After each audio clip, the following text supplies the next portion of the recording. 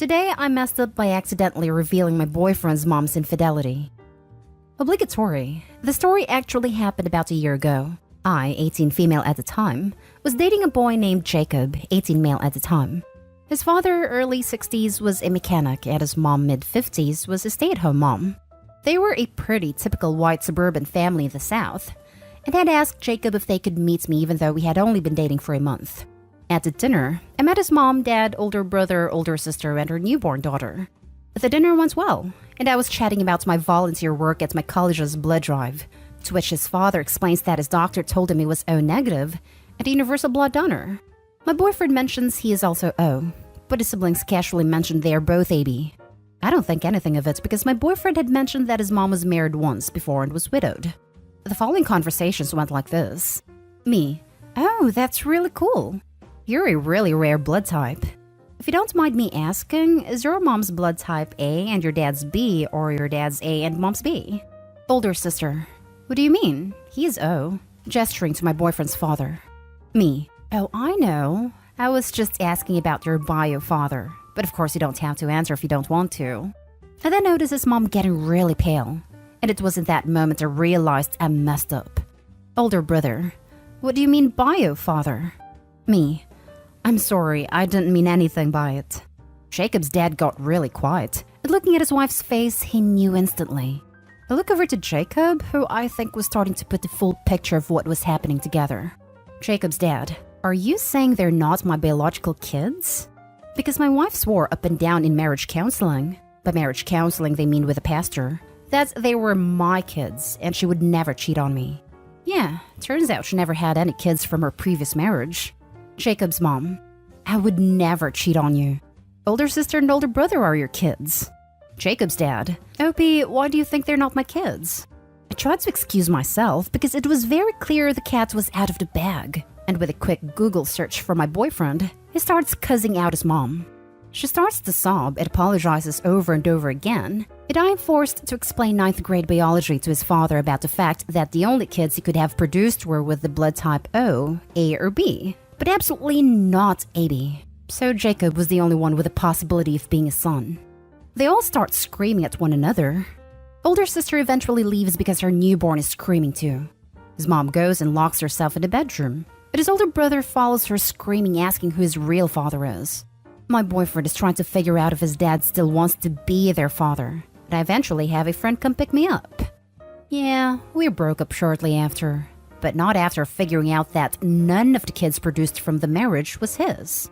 They found out via paternity tests, and for sure weren't his kids, and they divorced soon after. Edit: for those asking how they knew their blood types, Jacob donated blood for the blood drive at our school. His sister just had the baby, so she was probably informed during pregnancy. Jacob's dad was told by his doctor for, probably, underlying medical reasons, I don't know. I wasn't ever really close to his family after that for obvious reasons, and I don't know how his brother knew. Now for the top comments. That's an amazing life experience. Not many people get to be the catalyst for a family disintegrating by holding an impromptu high school science lecture. Wicked. I second this. It may have felt uncomfortable in the moment, but knowing science and explaining it to people who don't know science is never a screw-up. This is exactly why our bio class stopped having the students compare their blood to their parents' blood for labs. Apparently, there was always one kid every year who was not biologically connected to the dad. I wonder how many people will actually see a family implode. You had a front row seat. What do you mean front row seat?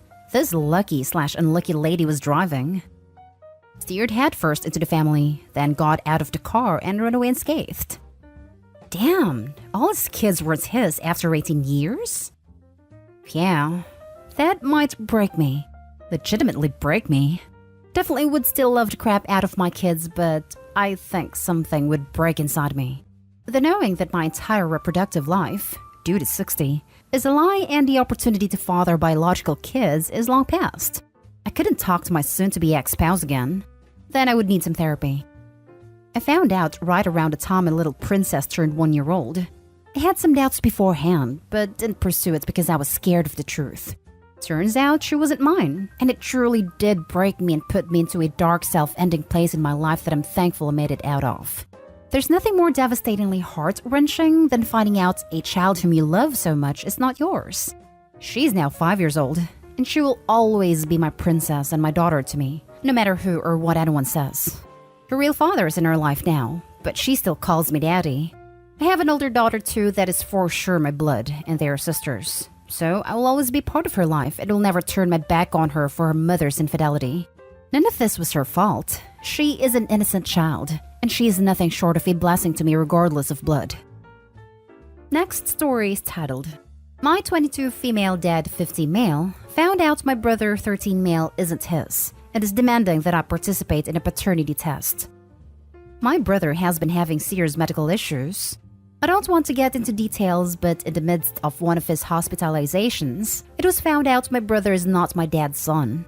My dad was devastated. I left the house and went radio silent for a lot of days.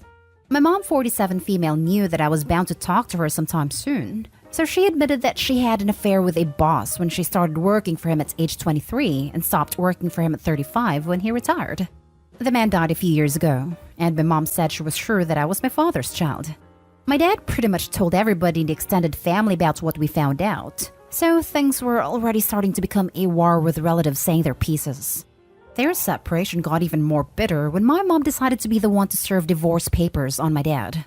From what I got out of the two of them, my mom thought my dad was going to punish my brother by denying him funds for medical care, and she said for him, she needed to be the one to say her piece first. I've tried to reach out to my dad and offer him my emotional support. I noticed he was looking unkempt and looked to not be eating well, so I offered to go stock up his apartment with the groceries. I also offered my financial support because I was grateful he put me through Vanderbilt. Even though we're not rich or upper middle class, but I've gotten a good job in finance and good paying internships because of it. He's been cold about all my overtures and would use our calls to rant about every aspect of his life. He yelled at me through the phone once when I mentioned that my brother said I missed my dad and sends his love. It has been hell, especially because I feel like I have to take sides. My parents' credit is terrible due to medical bills and other expenses, but if I give money to my mom, then I'll be favoring her over my dad, and I'm of course mad at my mom for hurting my dad. My dad called me the other day. It's one of the few times he called me instead of the other way around, and he said that he thinks that he has to know, so he was asking me if I'd go with him to take a paternity test. He told me that he always thought it didn't look like him, but my brother out of us two looked more like him. He texted me about this many times after his call. I have to be honest, I want a good relationship with my dad again, and I know if it turns out I am his daughter that it would improve. But I'm afraid of the alternative, and I don't know if I want to know. And my dad also admitted he doesn't know if he wants to know sometimes either. But let's just get it over with, even if the results will hurt us. What do I do? I'm afraid we'll both regret a lot of the actions we've taken this period. I also feel sad because this is still my dad, and I would be devastated if our bond would be nothing to my dad if he finds out I'm not his biological kid. Now for the top advice. If it was my dad, I'd do the test. I'd want to know too. OP, your mom had a 12-year-long affair. That's longer than most marriages, and there's no way your dad won't need a paternity test. Your mom had the nerve to divorce first to say her piece first. Essentially, she never cared for your father. Your dad loves you and his son. The hate and rejection he may express is more to do with the fact your mother humiliated, debased, and lied to him for what is essentially his entire life, and regarding the things he cared for the most. Every time your brother called your father dad, every birthday they spent together. Throughout your mother's pregnancy, while your brother was sick, while they spent time together as father and son, your mother knew the truth, and I'd bet her boss knew too. Your dad sacrificed time, effort, mental well-being, and considerable money to support his family. And the only reason the affair stopped is because your mom was effectively dumped. What could be more humiliating to your dad? He has been played for a fool most of his life. So if he lashes out at you and your brother, it's because he is vulnerable, hating that he loves what was used against him. If he carries on as normal, he feels he is giving your mother what she wants without her ever receiving justice. Your paternal grandparents, uncles, aunts, your cousins were all duped. If your brother has children, they also won't be biologically related to him. Your mother has carried out an intergenerational deceit. Even your brother was left in the dark. Has he been told? Give your money to your dad and tell him to use it for your brother. Cutting out your mother from the equation will make it more palatable for him. Has your mom shown any remorse? Guilt? Regret? How does she justify what she did? What consequences has she faced? This entire situation is due to the selfish actions of one individual. Her actions have damaged your father's relationships, but he still loves you and your brother. His ties to you are stronger than her lies. In my opinion, your best bet at maintaining a relationship with him, regardless of the results of any test, is to unilaterally and immediately cut your mom out of your life before the test. He needs to see you take his feelings seriously. Empathize first and foremost with your father. Show him you care, and he will be more amenable to helping your brother, especially if your mom pays a price for her betrayal. He deserves the right to know as you do. You both only know the lies your mother has told you, and this is the key bit so far. Specifically, she had what reads as a 12-year affair. 12 years? And shows no remorse. Most of your dad's entire adult life and half his family are a lie. He deserves to know. And so do you. I agree, but also wanted to add, OP, you gotta go to therapy, and so do your dad and your brother. I'd suggest telling him you'll take the test if he commits to going to therapy, which you will pay for, including a requirement that he go to some therapy sessions before you take the test, including maybe a joint therapy session with you, where you can tell him you understand how hard this is, and you love him no matter what, and want to be in his life no matter what. And you need to go to therapy before you take the test too. Now for the last story. I messed up by hooking my girlfriend up with a job at a company I work for.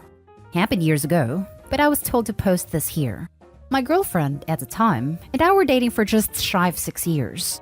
We were high school sweethearts and still in school. She'd always struggled with jobs and keeping them, and since we lived together, I usually had to pick up the slack. I was working as an assistant manager at a video game retail store at the time. Probably not hard to figure out which one. It was honestly an easy job as long as you gave little effort. Pre-orders here, couple warranty sales there. And as my girlfriend loved video games more than I did, I had a brilliant idea to get her a job. She's an attractive girl, while 80% of our customers were neckbeards who hardly get to interact with women. Should be easy for her to make sales. There's no way she can mess this up, I said, confidently to myself. There is a policy as of most companies that people in relationships can't work at the same location. No problem. We have 12 stores in our district that are within a 5-mile radius. They seriously put these stores on every other block. I do a little digging and hook her up at a neighboring store that had a vacant position. She would also be working with the head store manager of the district, indirectly one of my bosses. Few weeks in, and it's going great. It took me about a year to get moved up, she dozen weeks. I'm not a self-conscious person, so I didn't care. Plus, she could help pick up her half of the bills. Here's where I started to realize I messed up. Girlfriend comes driving in with a brand new car. Considering we were living paycheck to paycheck, I was pretty upset. I asked her where she got the car from, and she told me I've been saving up.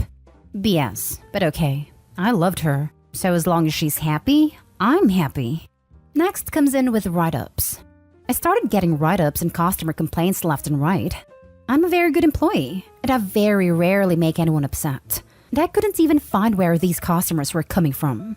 Even though my performance was the best out of most employees, I was starting to fear for my job. And as to be predicted, I ended up getting fired.